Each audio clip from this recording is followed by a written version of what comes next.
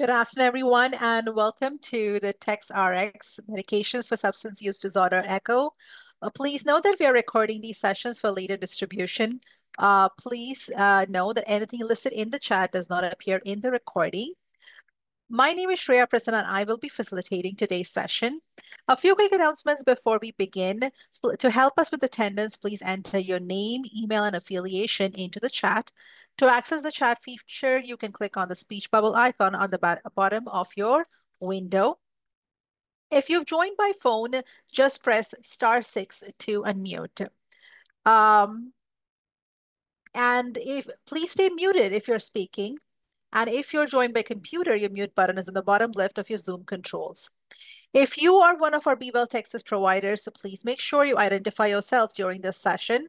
If you are joining via phone, please email your phone number and name to bewelltx@utisca.edu. We want to hear from as many of you as possible, so please keep your comments brief to allow time for others to speak up. If you'd prefer, you can use the chat feature to share your comments and questions. Please note that no protected health information is allowed in either the chat or the discussion, and that includes names, emails, addresses, or anything that can easily identify an individual. If you would like to view closed captioning for this session, please navigate to the bottom of your Zoom window and select the Show Captions option. Towards the end of the session, the BeWell Texas team will send out a link to an evaluation survey. All participants filling out the survey will be automatically entered into a raffle for a $30 Walmart gift card. Our didactic today is on Methadone, navigating the challenges and opportunities of deregulation in behavioral health care, and this will be presented by Dr. Denis Antoine. Following that, we will discuss a case presented by Dr. Hiroko Furu. We will start with introductions, followed by didactics, BeWell program announcements, case presentation, and open discussion. We look forward to learning alongside all of you and encourage you all to share your experiences, questions, and insight in today's conversation. And with that, we will begin with some introductions. Dr. King. Hello, everybody. I'm Dan King. I'm a psychiatrist at UT Health here. I'm a professor and been in treatment for opiate use disorder, other substance use for many years now. Welcome, everybody. Thank you so much. Dr. Walker. Hi, good afternoon. Crystal Walker, PA by training with a Doctor of Medical Sciences, and I am currently the Director of SUDS Medical and Clinical Services for My Health, My Resources of Tarrant County in Fort Worth, Texas. Welcome, everybody. Thank you so much. Dr. Antoine. Hello, everyone. My name is Dr. Denis Antoine. I'm coming from Baltimore today at Johns Hopkins Bayview, where I was actually trained in large part by Dr. King in my early years. And I'm now Director of Addiction Treatment Services and also a place called Cornerstone Clinic at Helping Up Mission in the Baltimore region, which treats homeless persons and other persons with substance use disorders. So very happy to be here today. Thank you so much for joining us today. Dr. Waklu. Hi, Siddharth Baklo. I'm an addiction psychiatrist at UT Southwestern and the director for the Addiction Psychiatry Services here and the Addiction Psychiatry Fellowship Director. Thank you and welcome, everyone. Thank you so much. Dr. Furo? Hi, I'm Dr. Furo. I'm presenting some cases today. Thank you so much for joining us today. Jasmine Vidal? Hello, everyone. My name is Jasmine Vidal, and I'm the CSTAT Program Coordinator. Thank you for joining us today. Thank you. And with that, we'll get started with our didactics. Dr. Antoine, you can take it away whenever you're ready. All right. Thank you so much. Looking forward to all the discussion today. So as the talk says, I'm looking forward to talking about methadone, navigating the challenges and opportunities of deregulation in behavioral health care. Now, I recognize the disclosures are typically cursory, just talking about this being not a presentation based off of anyone's values, especially UT San Antonio. Myself, I'm going to try to keep this as balanced as possible of a conversation, because I do know that there is a lot of things that we could do, but objectives-wise, I'd like to make sure there's just overview of what the existing regulations are and talk about potential advantages and risks of this potential deregulation of methadone, because it has been talked about for a long time, and I'd like to keep it as person-centered as possible, and then identifying some system-level limitations and opportunities, again, balancing out where this direction may go. So starting with where we are, and I know we have limited time here, this could be multiple hours of a conversation. The fentanyl is really driving a lot of this conversation, but there are other pieces that I'll speak to as well. But in our current area, especially on the, where I am in Baltimore and other places, fentanyl and fentanyl analogs are driving what we see as the thriving opioid epidemic. And that was obviously also heightened during the COVID pandemic. Its use has as many know, is associated with increased risk of precipitated withdrawal when using buprenorphine. Myself and other colleagues, in addition to the cited article here, we were able to find strategies inducing people onto buprenorphine that have been using fentanyl, but it can be quite difficult, and it has to do with a very close titration and close monitoring. Otherwise, a person can have very bad withdrawal and never want to be on this medication that could be otherwise useful. Prior to fentanyl and other analogs like it, it was fairly straightforward to get people onto buprenorphine and Suboxone. But now people have been turning more to methadone for that reason with this difficulty. And there are a lot of reasons why methadone is there. One, it's a full agonist, which means the higher you go, the more of an effect you get to damper any withdrawals that a person might have. Whereas with buprenorphine and Suboxone, there's a limit, as we would call it, a partial agonist to what effect you would get to dampen any withdrawal as you go up.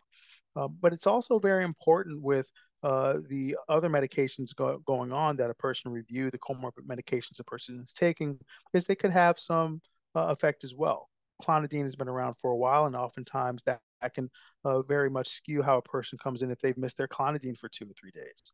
Or other hypertensive medications, even blood sugar medications, it's very important to make sure that an overdose or too much medication is not in the system with methadone, whereas that is not as big of an issue with buprenorphine all the time.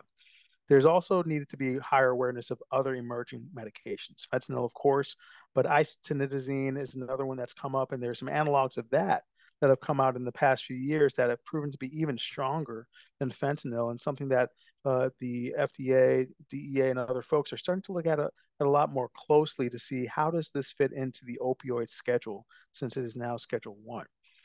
And then there's also xylazine, which is coming around more and more, which they're learning more and more on how it works. It's been mostly used in the animal population, therefore it's not as deep of a literature as to how it would work in humans.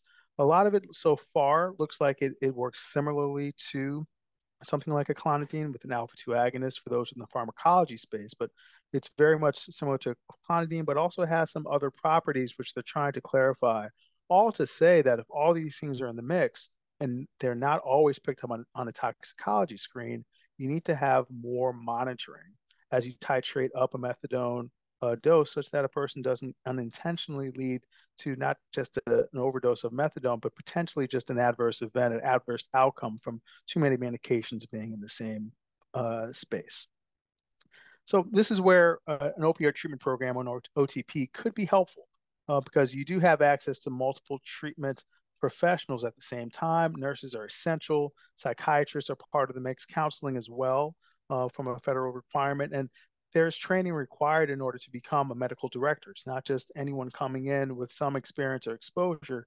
There's a certain level that needs to be met to make sure that all the care is coordinated well for such a complex presentation as might occur with all those medications, as I mentioned before. So this is a positive that you have people on the right page and in the right place all at the same time to meet the complexity of care. However, there are potential barriers. One is that within the federal regulations, there can be communication barriers as to how the care documentation can be transmitted to other persons.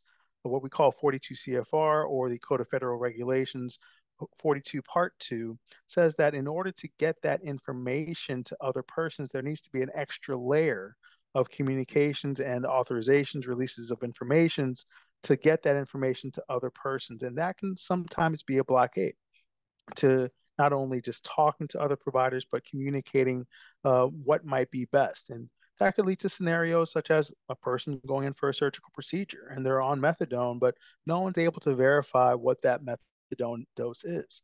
Some of those things could come up from time to time, and there's been a need at times for updated regulations, and some of that has come through recently, but is still being digested to see how it will fully play out. And also, there's been a need for patient input, and I guess a desire for that has been expressed for a while, because sometimes it's been more regulatory and leadership driven in the clinics, and there's been a drive and a push for more patient input as to who weighs in on these types of policies. All that could contribute to stigma at some level. And as I mentioned, there have been disparities as to who's been affected. This is an older slide, but still very appropriate as to the disparities as to who's been affected by opioid overdose deaths.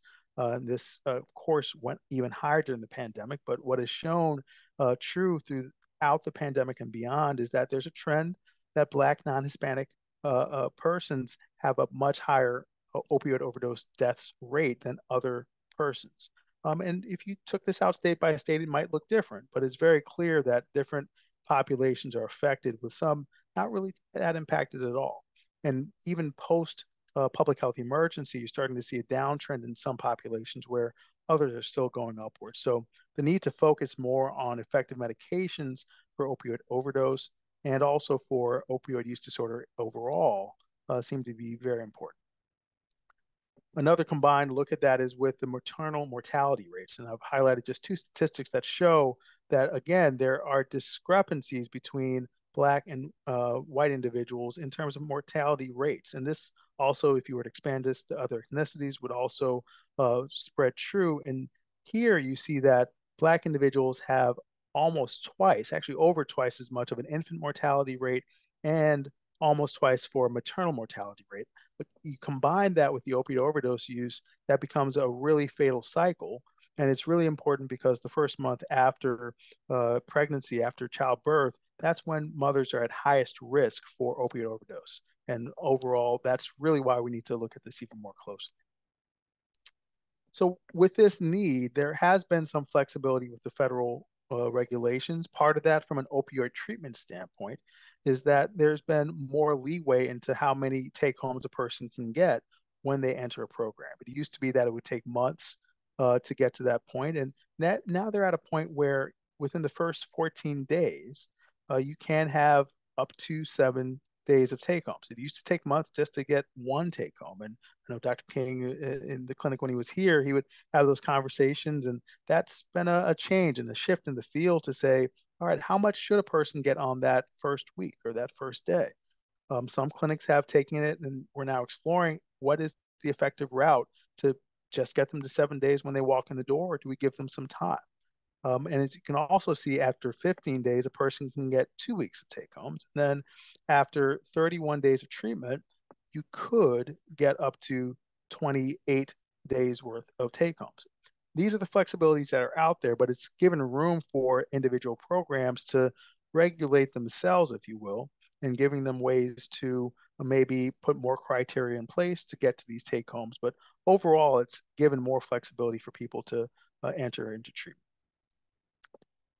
Part of that also goes to how treatment is distributed at a clinic and a systems level. And one of the biomedical ethical principles that comes up often in this conversation is justice, which could be viewed in different ways, but in this case is more of the distributive justice approach, which is that equity or equitable resources are distributed in a fair way where everyone can get to them. Within that, and I think this is where OTPs, opioid treatment programs, are really bound to do, they're also supposed to be continuous quality improvement efforts. Sometimes that can focus on different populations, but there's also supposed to be focused on pregnant patients as well. As I mentioned, there's a strong reasoning for that. So within OTPs, I think there's an upside to making sure that those things are continued, whereas a non-regulated program or a office-based program may not have these principles that they have to adhere to. It may come with Joint Commission as well, however, which is a dual-edged sword on that end.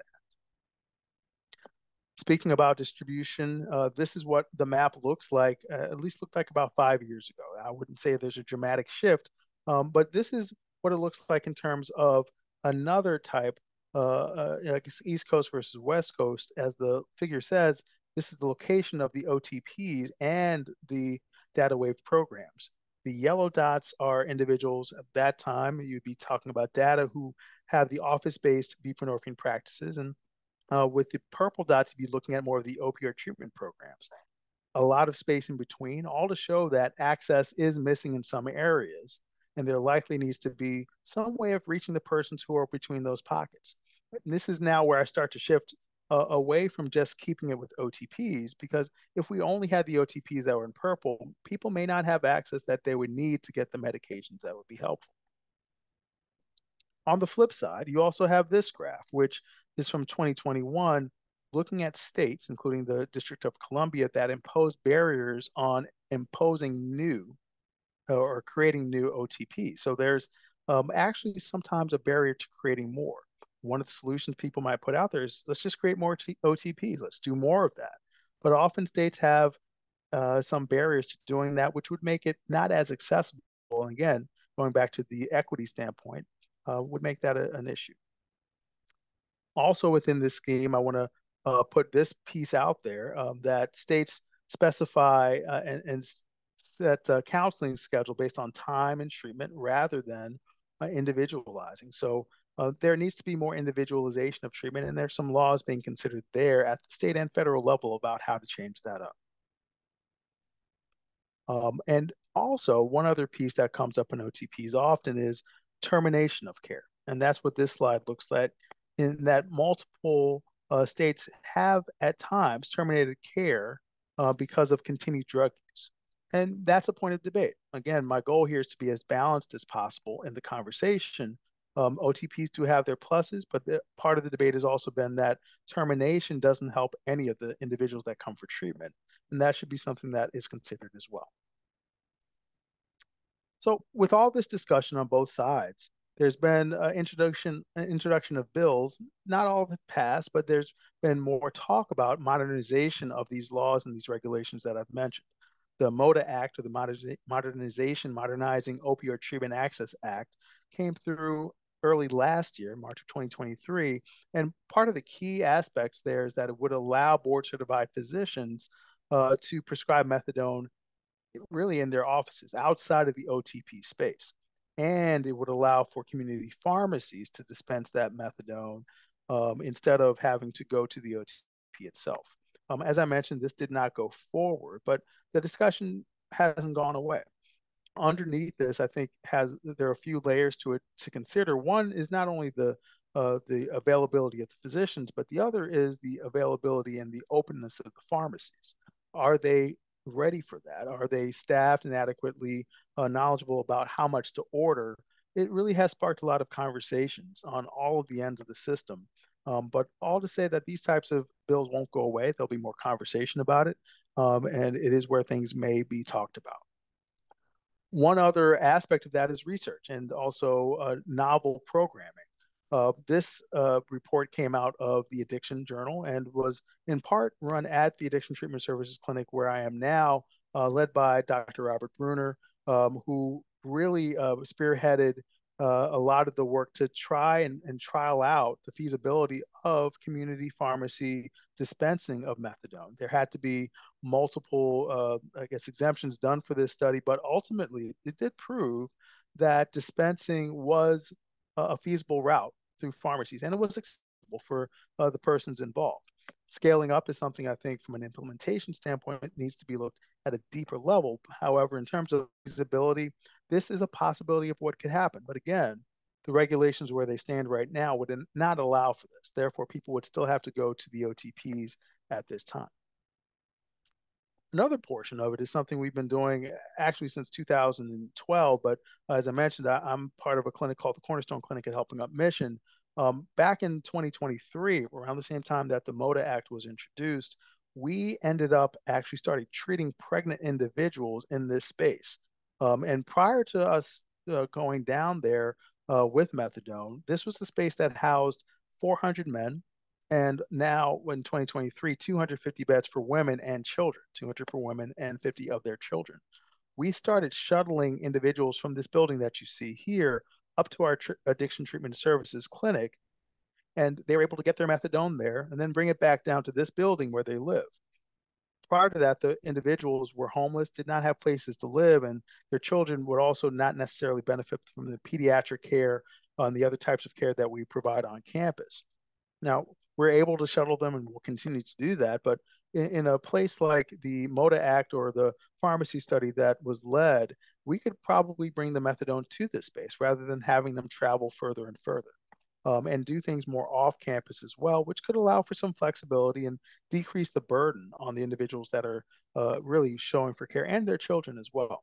But in the meantime, this type of collaborative model is what could be fostered more and more, and we'll keep doing it with what we have, but just an opportunity for novel implementation of community-based programs if individuals didn't have to go to the campuses.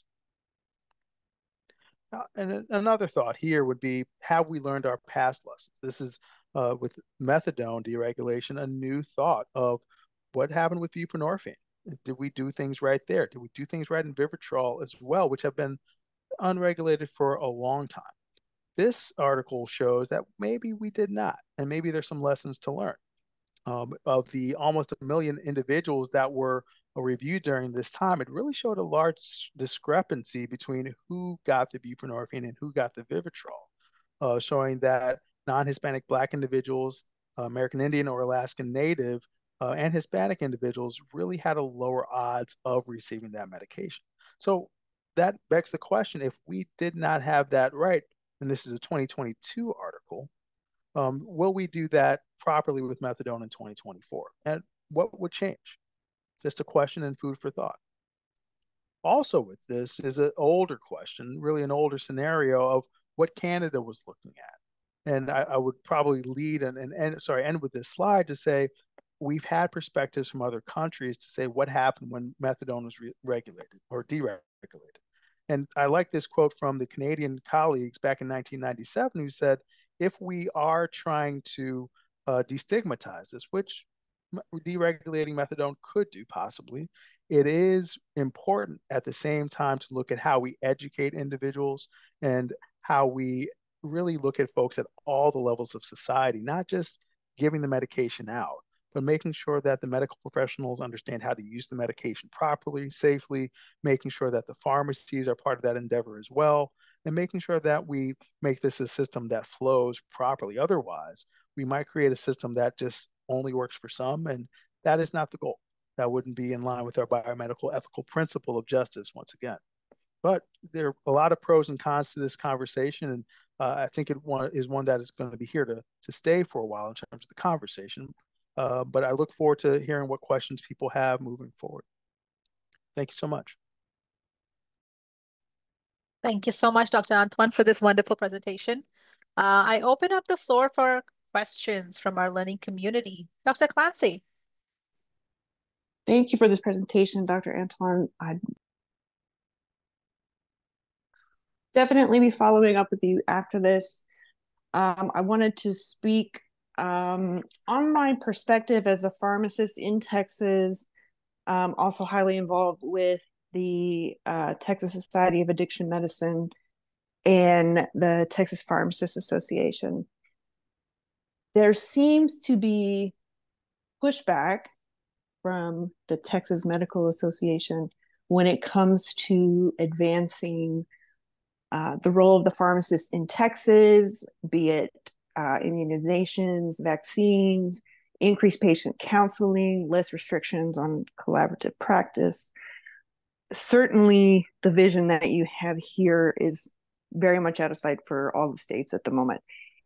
Is there effort on a national level from AMA or another organization that would be able to empower pharmacists in their community, whether increasing their ability to collaborate, changing policies so that they do have federal opportunities to participate in this process?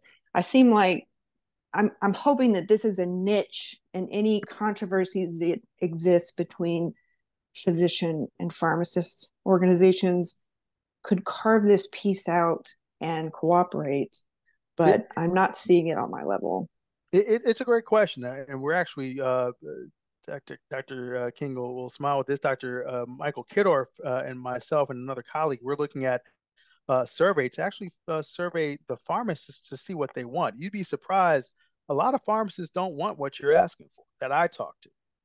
So I'm finding at a state level that there is a really varying desire from pharmacists right now. So it would be hard sometimes to align a pharmacist with a national organization because it's very heterogeneous right now what the goals are. But I would say each state has to come to a decision because Medicaid is state driven. It is not federally driven. So it would be hard to really put that in the hands of a national organization at this time. Thank you. And I did operate under a collaborative practice agreement in a charity clinic. And I agree with you. It's a lot of work for a little bit extra. And the current pharmacy staffing model does not allow for anything that can move in the direction of helping these patients. So thank you for your comments. Thank you. Dr. Baklo? Dr. Antoine, fabulous presentation. This is superb. What is your own practice in your OTP? What do you, this deregulation, which I really look at it positively. I mean, I used to work at a VA methadone clinic for over a decade, but I found the guidelines at that time, this was 2015, and then I moved over here to UT Southwestern. And I found the regulations very major barriers to good patient care. So what is your practice and what do you see in the community where you are? Yeah, those are two very large questions in terms of what we're doing with the community. The community, I think, is easier. I not for the minutes, if you will, but there are things called gas and goes in the community where a person can just show up and they can get that 7 right away and that 14 right away and that 28 right away.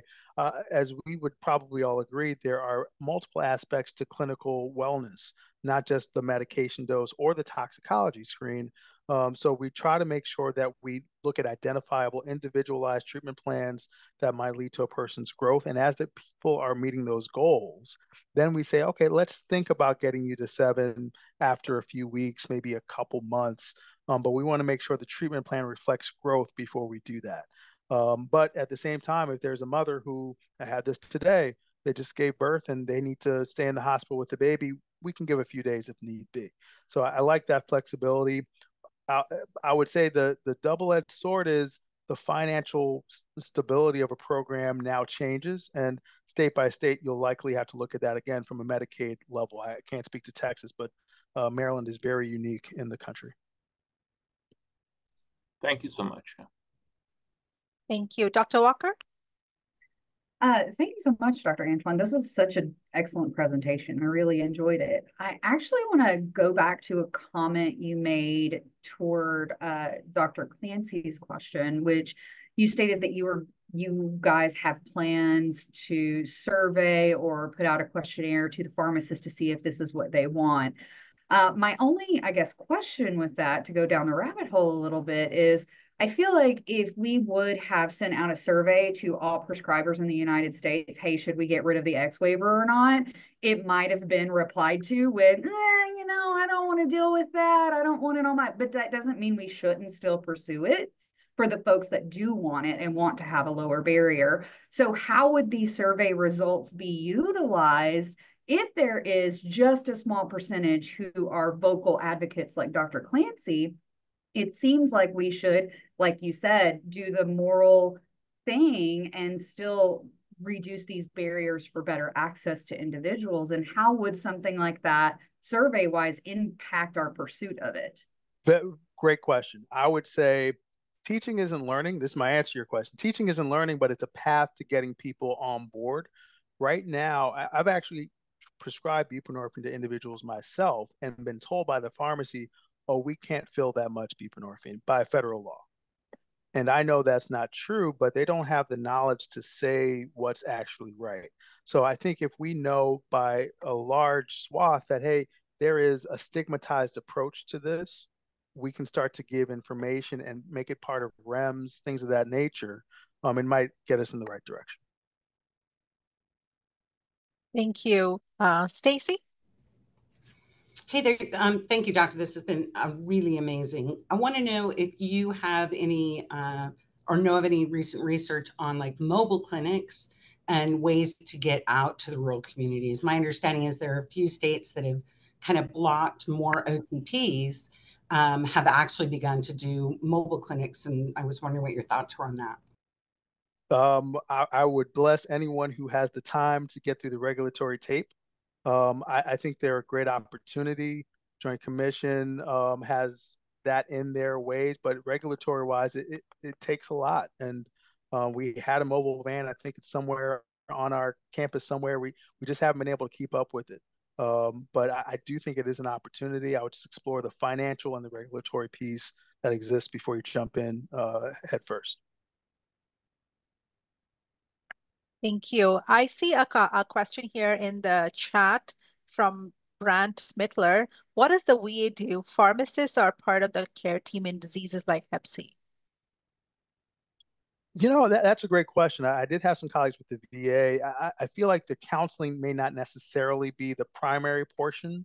So I think medication, it's available there, but often um, yeah, I don't want to speak for the VA too widely. I know they have medication available. They definitely have residential services once individuals spiral out of control, which I think is a strength.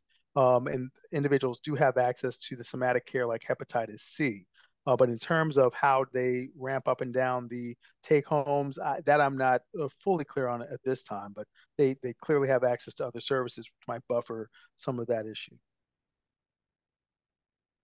Thank you so much, Dr. Antoine. And in the interest of time, we will move on to the next part of our session. But please do keep the questions coming in the chat, and I'm sure Dr. Antoine can respond to them as he sees them. In the meanwhile, we will move on to some announcements from the Bayview, Texas program. To claim your CME credit, you must have a registered account. If you haven't registered, please text your email to 844-502-1338. To claim the CME, please send a text attend 1009709 to the same number to record your attendance. And you have to do this by midnight tonight. Next slide, please. Do you have a difficult case that you or your team have encountered? CSTAT offers you the opportunity to present any challenge your organization is encountering and receive feedback from our hub of experts and the broader learning community. There is no need to prepare a formal presentation. We will provide you a case form to assist with your case presentation. Please email us at cstat@ithaca.edu. Next slide.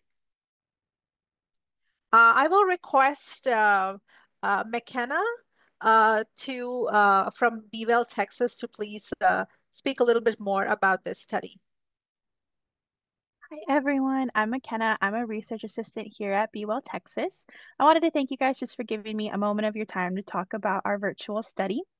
So it involves a therapeutic app that serves as an add-on to those who have recently begun buprenorphine treatment for opioid use disorder. This app could potentially help participants stay engaged in their treatment, give them access to 24/7 individualized advice, therapeutic support. So if in between their visits, cravings come up, they're unable to reach their providers when they need, it helps give them helpful recovery information in the palm of their hand. So for 13 weeks, participants will complete 2 virtual visits with our team a week and have some at-home drug screens, which we will help guide them through. It is compensated, and it's just an incredible opportunity for both patients and the organizations. So at the bottom of this slide, we do have our contact methods. We do have our study hotline and the email of Jessica Harrison, who's our project coordinator. Please feel free to drop any questions in the chat. Additionally, I'll be sending out a follow-up email. So if you guys just want to chat more about this opportunity, you have any questions, please don't hesitate to reach out to our team. Thank you again. Thank you so much, McKenna. Next slide, please. We are excited to announce that the Center for Substance Use Training and Telementoring, CSTAT, is launching a new mood mentoring program.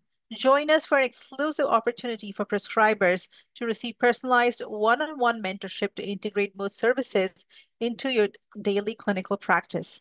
This exclusive offer is available to a select few in the Texas Public Health District Region 8 And we will, to take advantage of this incredible opportunity, please scan the QR code on the attached flyer or visit the application link, and we'll drop these links in the chat. Next slide. And here are our mentors. We have Dr. Waklu, Dr. Walker, Dr. Demas, Dr. Patel, and Dr. Bone will be helping with this program. Next slide. And finally, please do join us for our next session. This will be on Tuesday, September 17th. We have an interesting session lined up. And with that, we will move on to our case. Dr. Furo, you can take it away whenever you're ready.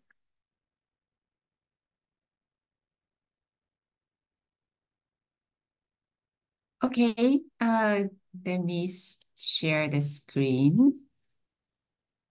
Can you see the screen okay? Yes. And can you hear me okay? Mm-hmm. Hi, I'm going to talk about two cases on urine drug testing. And this is one of the interest in my research. So let's start with the case one. She is a 29-year-old female with a history of opioid use disorder. She's pretty stable with Suboxone 8 milligrams twice a day. And she is staying at residential treatment center. And in her case, CPS is involved. She is waiting to live with her children. And let's look at the UDS, urine drug screening test. On June 1st, her urine was positive with bup and fentanyl. We talked and she said that she has not relapsed. So we thought it was just a false positive, so we didn't send out. On the June 8th, her urine was positive only with bup, so it's appropriate. But the next week, her urine was positive again with fentanyl, with bup. So what would you do next? We checked her medical history, medication, discuss the UDS result with the patient, send the urine sample for a quantitative test, or do nothing, continue the treatment. And feel free to, write the answer in the chat box.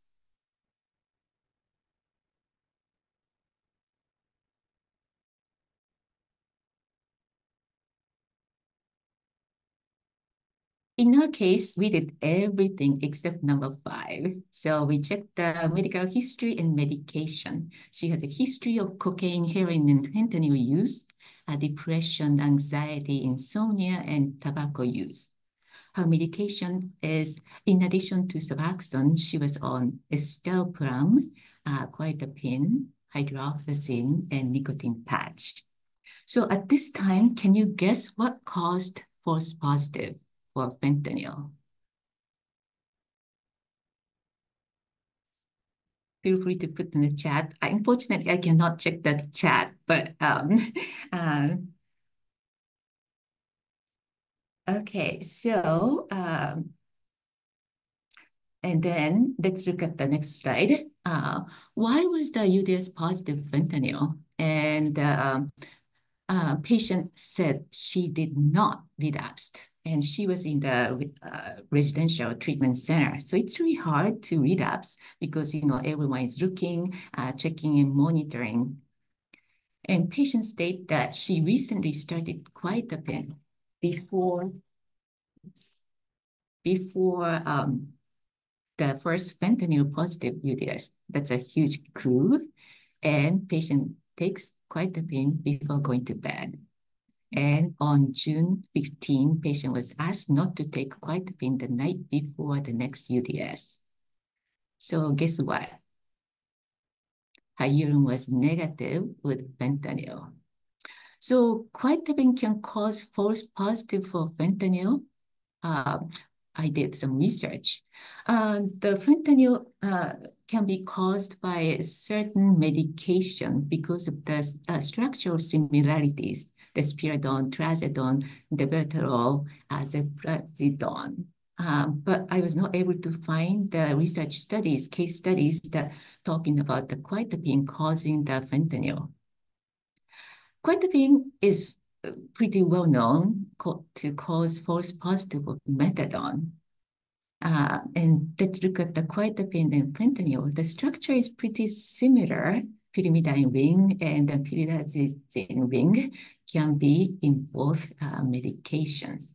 So it can cause false positive for fentanyl.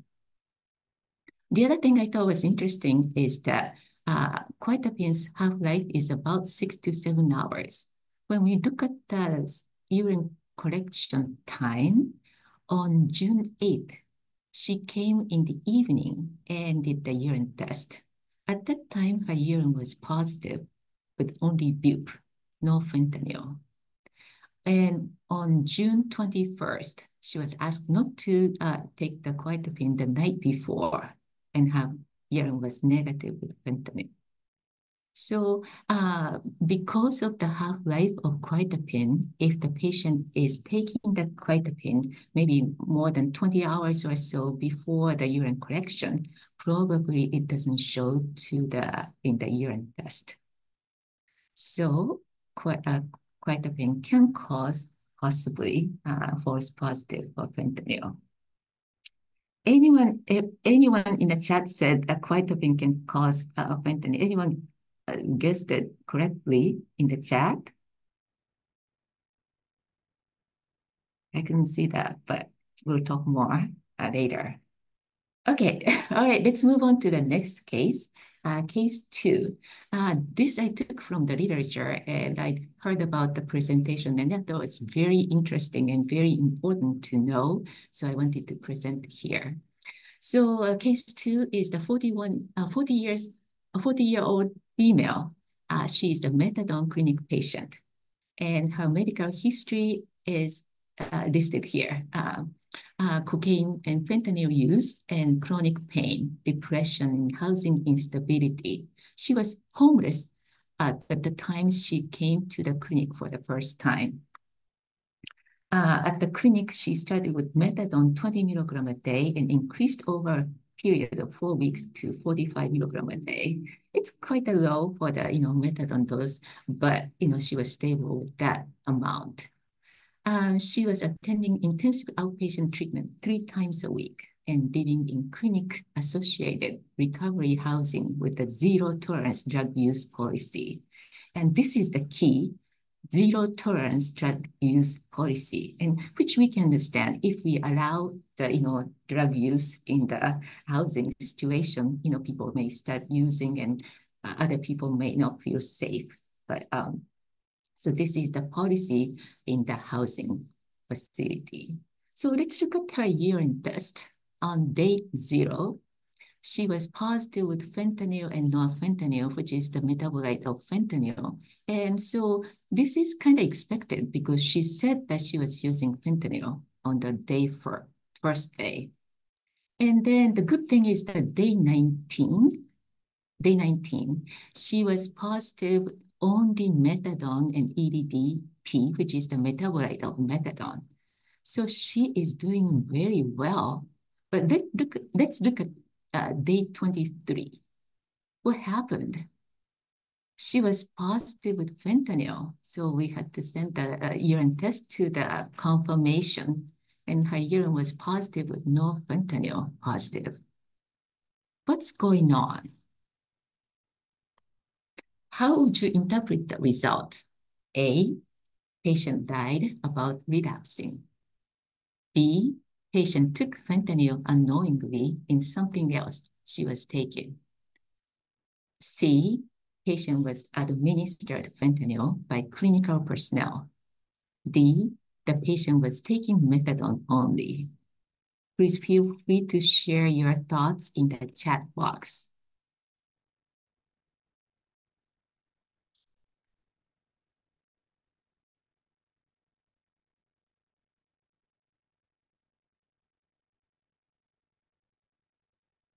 Okay, so let's go move on. So she was considered that she relapsed because her fentanyl was positive. So she was discharged from the housing. And because now she was homeless and she got stressed out, so she started using cocaine and eventually opioid. It's a sad story. And what we have to remember is the fentanyl and norfentanyl elimination. no fentanyl level can increase after about 10 days or so. Can you see that like a slight increase after day 13 or so? And this is because anyone can guess why the norfentanyl can increase later in the day, later in the treatment. Please feel free to share the idea in the chat box.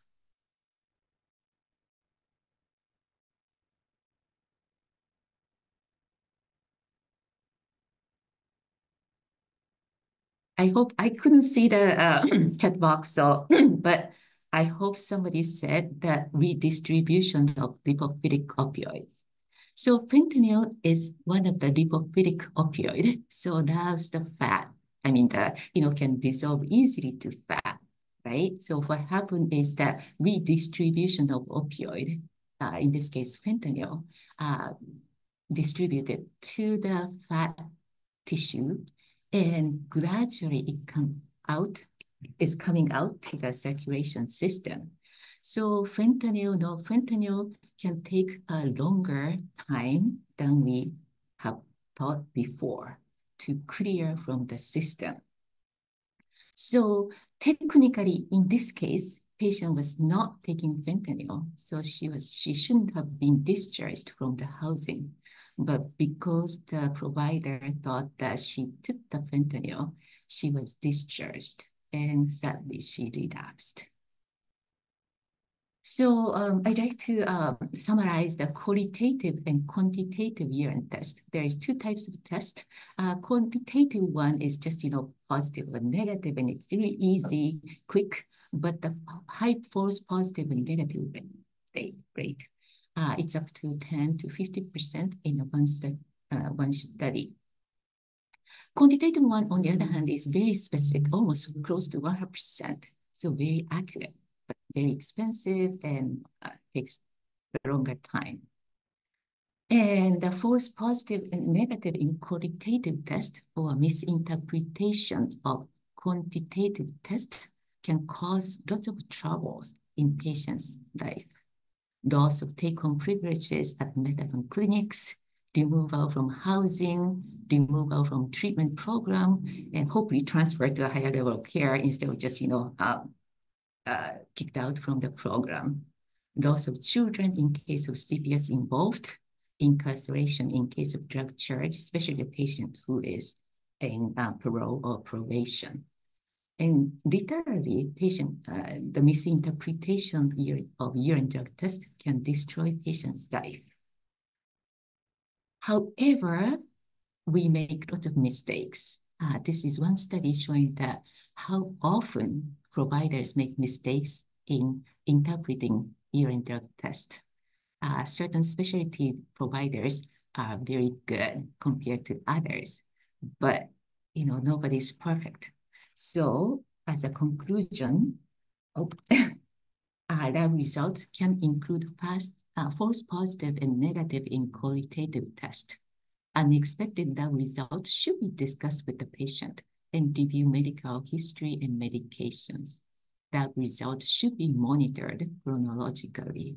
Lab results should be used for an optimal treatment plan, not for punitive measures. Okay, that's all I have. Thank you so much, Dr. Furo, for bringing these cases to us. I will open up the floor for any questions or comments from our learning community.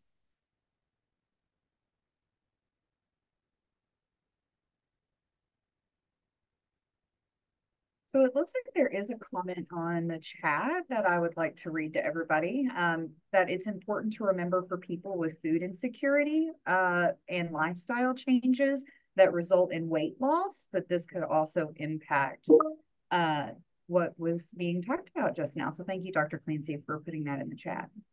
Yeah, that's a very important point. And, especially because of the fentanyl is, lipophilic, that definitely can affect the urine test result.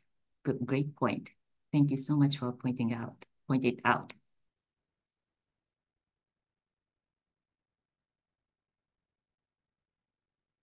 Dr. Bureau, a question about the second patient. Do you know more details about who was obtaining the urine drug screens that showed the positive fentanyl screen? Was it the provider that was providing the methadone and therefore they reported it to the housing, or was housing getting their own urine drug screens and monitoring the client that way? Just curious about this case because I do think that there is some nuance there with us as treatment providers and how we can advocate for our clients and what's shared and what's not shared and things of that nature.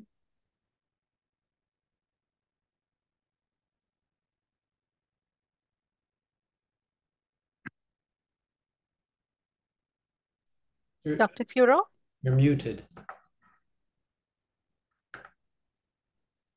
Dr. Furo, could yes. Sorry, I was not able to unmute. So yeah, that's a great point. The making decision of being, kicked out from the program or kicked out from the shelter is the teamwork usually. So the provider is not the only one who make a decision. However, the provider have a lot to say, and then counselor will listen and usually pay close attention to the provider's comment and decision. In this case, provider thought that because the urine test was positive and because of that, she was kicked out from the program. But it's really important to advocate. And I'm sure lots of, counselors and other people have advocated for this, but because of the policy, she was discharged from the facility.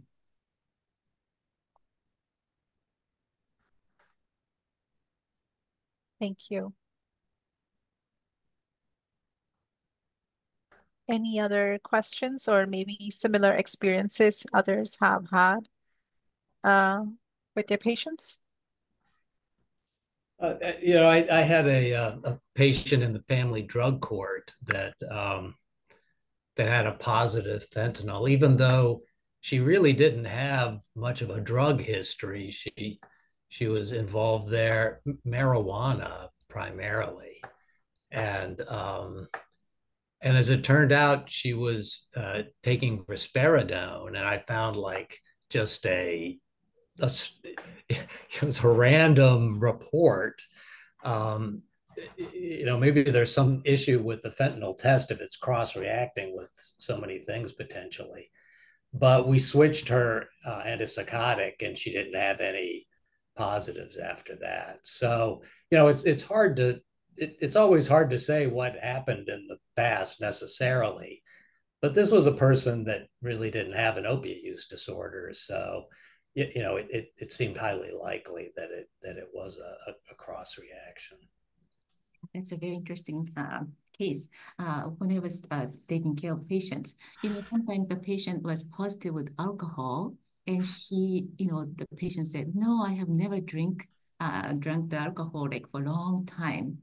But when I listened to him or them, they have the diabetes.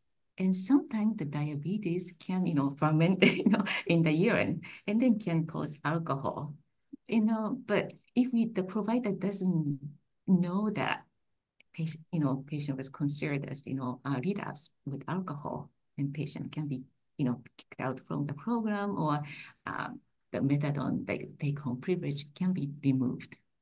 Another case I had consulted was the patient has the small amount of morphine, and the patient denied any use of morphine or any opioid for a long time. And then the only thing that we can think of is that she took the poppy seed, vapor poppy seed. So next time we ask her not to take the poppy seed of anything, and then she was fine. So, it's really important how well she is doing. If it's only one time, urine test issues, then we have to chronologically look at the patient's behavior, patient's, attendance, and so forth to make the holistic decision instead of one, urine test failure, because it could be false positive.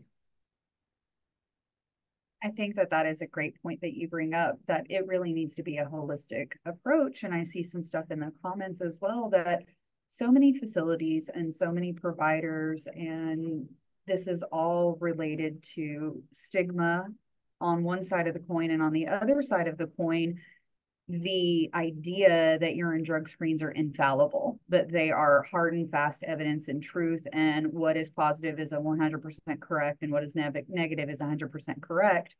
And I think it is valuable to talk about that false positives can occur, absolutely can occur, that metabolism of certain ones, right? And I think this points to a bigger picture of what you just said, is that okay, yes, there's some value in confirmatory testing, but take a step back. Is this really going to change the way we treat this patient? Are we going to change prescribing them buprenorphine? Are we going to change these aspects? Is this information going to impact us anymore? Or are we simply using urine drug screens as punishment, as a punitive tool?